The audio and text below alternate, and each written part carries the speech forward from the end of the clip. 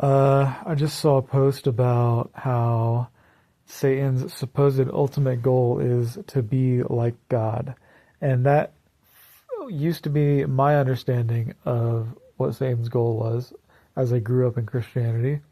But I learned from Islamic scholars that the story goes that in God's kingdom there existed the angels and the jinn.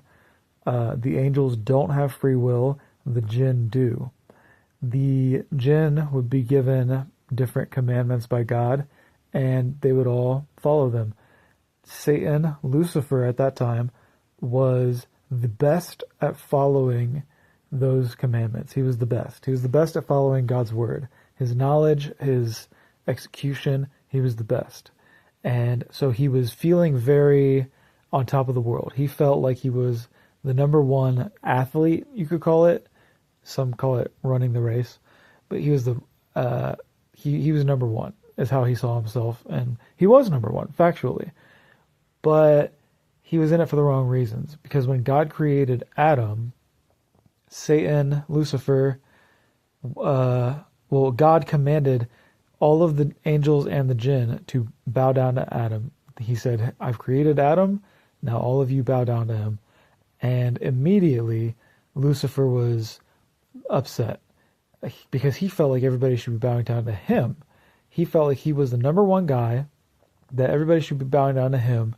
He was confused and upset why God was commanding everyone to bow down to Adam. And that is what triggered and fueled his resentment towards God. So ever since the creation of Adam, Lucifer's whole goal is to humiliate Adam and all of humanity by tempting them to sin, so that he can turn around and tell God, "Hey God, see, look, they're nothing. They're fools. They can't even follow your word. Not like me." So that's his goal. That's why he does what he does.